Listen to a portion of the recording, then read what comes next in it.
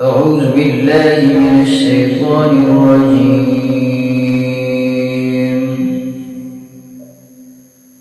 بسم الله الرحمن الرحيم. الحمد لله الذي أنزل على عبده الكتاب ولم يجعل له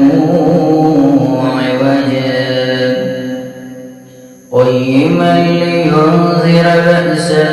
شديدا من لدنه ويبشر المؤمنين الذين يعملون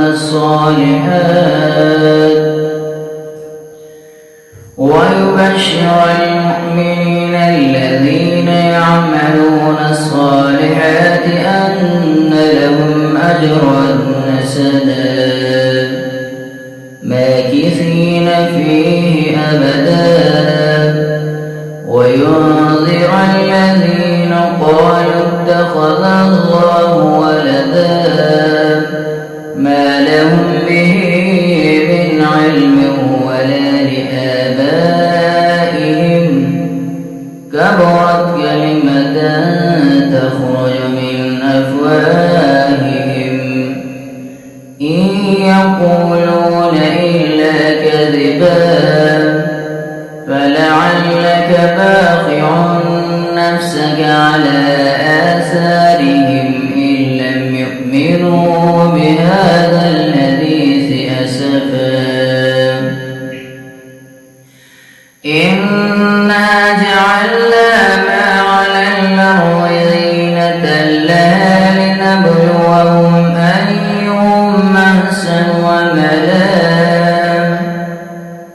وإنا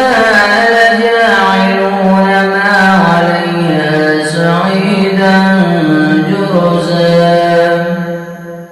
أم حسبت أن أصحاب الكهف والرقيم كانوا من آياتنا عجبا إذ أبى الفتية إلى الكهف فقالوا ربنا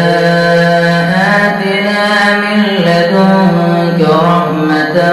وهيئ لنا من أمرنا رشدا فضربنا على آذانهم في الكهف سنين عددا ثم بعثناهم لنعلم أي الحزبين أحصى لما لبثوا أمدا